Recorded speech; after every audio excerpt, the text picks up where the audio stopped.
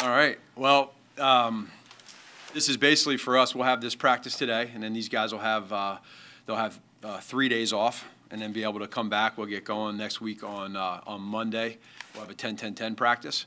They'll have off on Tuesday, and then we'll be it'll be here on Wednesday. So I think the guys are in great spirits. The last couple days is always the tough part. You know, when you gotta talk to some of these guys and explain to them where they're at and what their future could look like. And I think honesty is always very important with that. When you go through that, there's some tough conversations, but then there's some fun conversations too, which is pretty neat as well. So I think that for us right now, we feel pretty fortunate injury-wise as far as where we're at heading into week one. And now it's a matter of going out there and doing the real thing and being able to get through OTAs, get through training camp.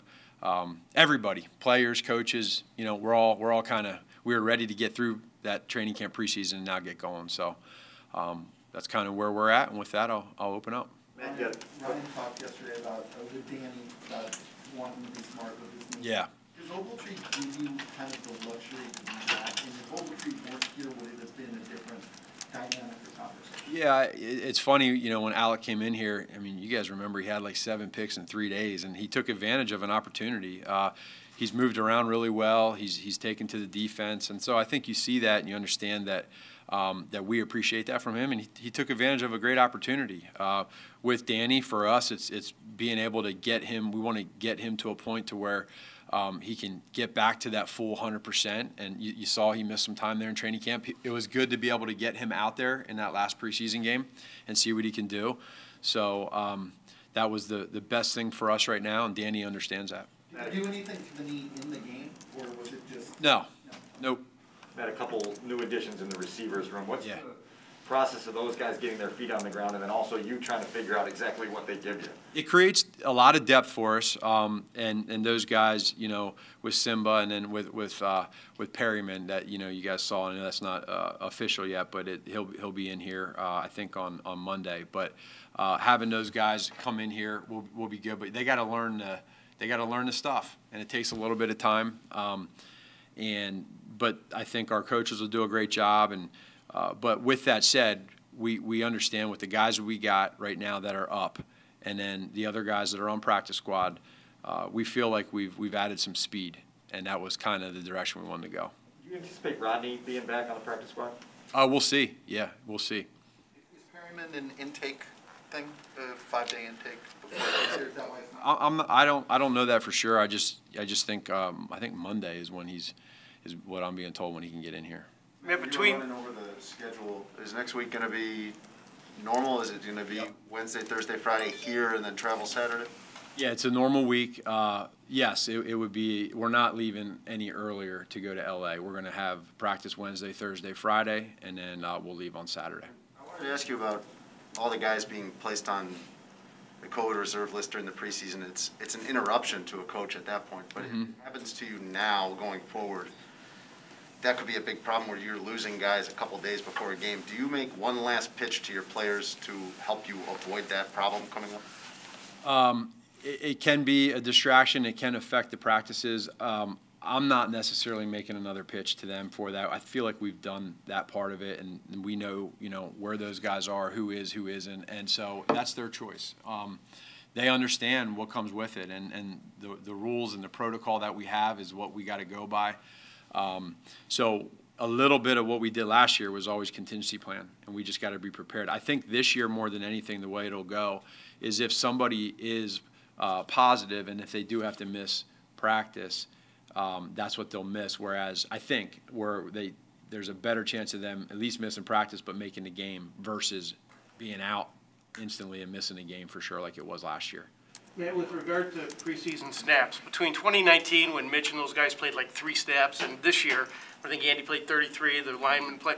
Do you feel like you found the happy medium for heading into week 1, or is that a question mark in your own mind where you just want to see what the results as far as preparedness for week 1? Yeah, it was probably middle grounds for me. It was a balance of being able to get the reps for the guys individually, one by one, across all 3 phases, OD and special teams, but also try to feel like you come out feeling good about things. Now, offensively, those series that we had, when Andy was in there, again, the variables that we had going weren't necessarily fair, but to get the tempo going, I feel good. And again, I go back to practice where he's at, but we'll see. We'll see where we're at here as we go and move forward with where our guys are at. But I felt overall the number one concern is get out of this thing with no injuries. Do that first, and then the next part is timing. The Rams defense, they come in, they're number one last year, but they really coasted into the week one. They did your mode where they hardly played. I don't think they played at all. Is that a possible advantage when you've played and they haven't heading in?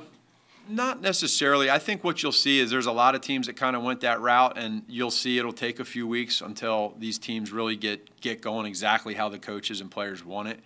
A lot of them, it depends on, do you have vets? Do you have new players? Do you have new coaches? The communication process, Mark, for us and for everybody when you go through that is a part of this thing, and the speed is totally different in regular season than it is in preseason. So everybody included, I'd say when you get through week 7, week 8, that's where you should feel like, okay, we need to be where we need to be. Matt, when do you see a Team Hicks mindset? What are you picking up from him? It's funny you asked that. I grabbed them the other day, and I just brought them over, and I said, how appreciative I am of the way he's handled this training camp. I mean, he is practicing hard. He's being a great leader in the meetings.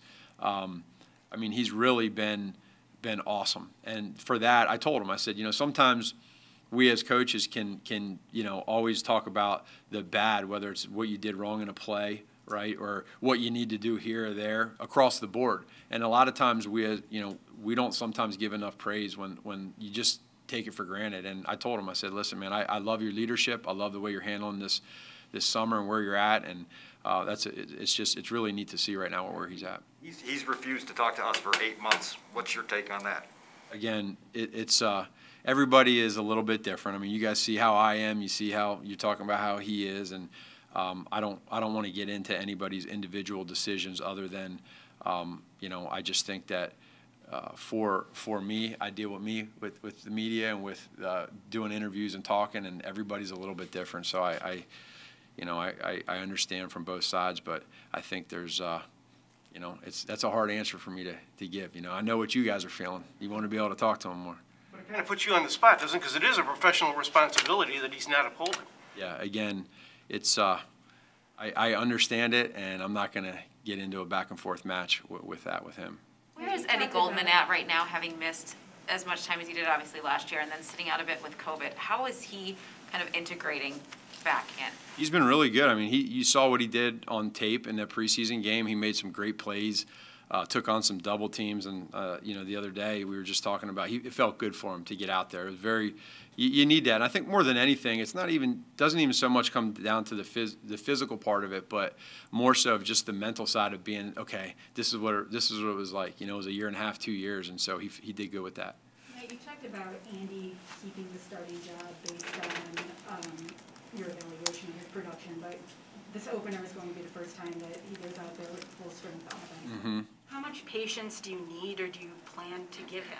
Yeah, I mean, we're looking at it as are we producing? Our goal right now as an offense is we want to be able to get first downs, score touchdowns, right, and then win. Ultimately, you want to win and make good decisions. And we'll have to see as we go out there. There's going to be in-game adjustments, right? Because you always get into week one, and week one is always you see unscouted looks or there's something that's a surprise. So we as a staff are going to have to make sure that we're all over that, and the players got to adjust and just play. But again, I think it probably goes back to where I came from at the very beginning of where I said my mentality is right now, which is focus on right now. Don't focus on next week. Don't focus on weeks down the road or months or whatever. That's all we're going to do. And then if we do that, we feel like the decisions will be made. I know the quarterback situation was different last year, but did you learn anything about when or how to make a change if and when it comes to that? No, I'd say every year is a little bit the same. Every year is a little different in how it goes, the dynamics of where you're at. So I would not take any of that into it. Every year is kind of each its own. And you just got to know the whys, really. Just keep it really simple. What are the whys? Man, where's your commitment? Andy at a point where he'll be free to call audibles at the line of scrimmage as he sees fit in Los Angeles? I would say that, yeah, he's at a point where if he sees something, we actually we actually had a situation today in the walkthrough where he took a play and we did something on that play, and then he wanted to run it back because he personally, without telling us, he wanted to get another look at it with a different defensive look. And so, that's an advantage that a veteran quarterback does. He sees defenses, he recognizes it. So I would say, yeah, if he has the ability within our system to do it, he absolutely can do that. Is it safe to assume that that's a pretty obvious one example of why maybe Justin might not be ready? I would say I'll be careful with how I answer that in the fact that Justin has the ability to do that, but Hub on the front end would be, does he see it with the defense within the play? You know what I'm saying? So Justin's smart enough to know when to do it, but in the game, seeing it would be a little bit different. That's where there might be a little bit of a difference. You can't see that from the sidelines, obviously.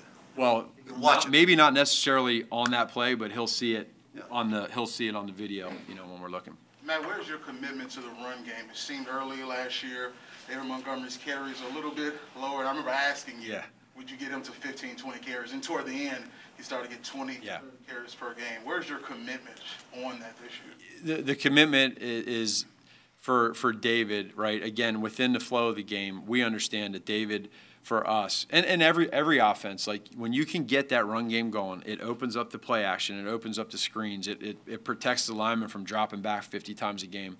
So our goal is to be able to get him going. How we do it, that'll be to be seen, But we by no means feel like that we have to go into this thing throwing a million times or anything like that. We know how important he is to us and our running game in general. I think our running backs have done a great job in training camp. They understand where we're at, and now it's just a matter of us schematically figuring out what's the best way to be able to get, I think, like chunk runs. Try to stay away from those 1 to 2 yard runs and get more of those 4 to 5 to 6 yard runs, and then pop a few too. What's the progression been for you? They were watching David Montgomery. Awesome. Really great. I mean, you guys have heard me say it. I'm very close with him. We talk all the time, not just here in the building, but when we're outside of the building. And he knows the trust I have in him, and I know the trust he has in me. So now it's just a matter of all of us doing it together. I think you have the oldest team in football. Right? We do? Yeah, as of yesterday. Does that change the way you coach? No. It It doesn't change the way I coach, but what it does is you have to be a little cognizant of those guys that are higher in age, of how you handle them. They're treated a little bit differently, and they deserve it. You look at a guy like Jason Peters that's 39. That probably drove up the average a little bit, maybe, I don't know. But he's we got to take care of him, and we got to listen to Jason too. We can't be the ones that come in here all stubborn-headed and say, you got to do this, this, and this. No, you've been playing a long time. You're a Hall of Fame tackle. What works for you, right? And we got to listen to him.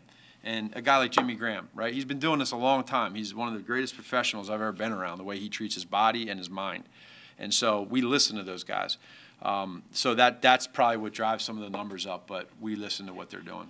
With a player like Hicks, who has made it clear he wants a contract extension, how difficult is that for you to manage? Because you're loyal to the player, he's your guy, but you're also loyal to Ryan, who's on the other side of that. It just seems like you're kind of stuck in the middle in those situations. Well, so the nice thing on the front end is I try to stay out of all that, especially when you're in the season, because it's a distraction. And I tell Hicks the same thing, right? Ryan the same thing. Like let's not have distractions. Let's focus on today and what you can do to be great. Because if you handle your business and you come every day and you're a true pro and you do everything the way we want you to do it, right? And we work together, everything will take care of itself. And he's done that, and that kind of goes back to the last part. That's all he can do, and he gets it. Yeah, Matt.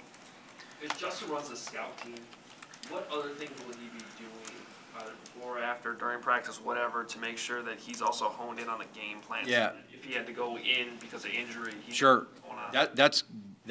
That's real, and so for him, what we'll have to do is, number one, mentally, you have to make sure mentally that you are completely prepared within the game plan, with whatever that is. So calling the plays, understanding now that we're rolling. Like, so, something happens or there's a shoelace or something, whatever, you got to go in there like there's no setback and it's go time. So mentally you got to prepare yourself. That's easy. He can do that through film and video and whatever it is that he does. physically is where you got to be able to stay on top of that, because you don't get the reps. And so where do you get those reps? Well, as your technique and fundamentals can still happen on the look team. That's where he's understanding. He stepped his game up with that. So now he's playing like a real quarterback in look team. The first day he was all pouty. He didn't want to do it. Now he's when I say pouty, I'm being tongue in cheek when I say that. Like, he was fine, but he would say, don't take that up. He was fine. He just was like, all right, listen, you got it. This is what you got to do, but work on your feet and step up and step out. And now he's like awesome. He loves it. So he gets it. He understands the why. That's that part in look team. But then we got to be able to go in between periods, and he's got to get those physical reps. And then post-practice, get the mental and the physical. And we do some things with our younger guys anyway that we started last year, where we're able to get some reps for them of our game plan. So all of that said, every week that goes by, every play and minute that goes by, he just keeps growing. And then we got to – Flip has a great plan ready for him. Two more. Now, you talked about Cole, when he first got here, was already impressing you guys on the Zoom with the way he watched film. How have you seen that continue to evolve, and then how do you take a guy who's really good at the film stuff and know that's going to translate to a lot of success in the field? Yeah, he's been phenomenal with that. A couple routes we've watched tonight. We're getting together for an hour, and just me and him, and we're going to watch some tape. And so that was him coming to me because he wants that, you know. So that's pretty cool when you have a guy that wants to do that and get together. We'll get together with Clancy, and the three of us will fire through the film and just go through some stuff, run and pass game. That's who he is. He wants to grow. So he's done that. He's shown it in training camp. I think you're going to really see his production go up, and not always just in the passing game. I think you'll see him be a better blocker. He's a hell of a teammate. Him and Jimmy in that tight end room, man, they really are clicking. And Jimmy's done an unbelievable job mentoring him. So it'll be neat to see. That it? Thanks, Matt.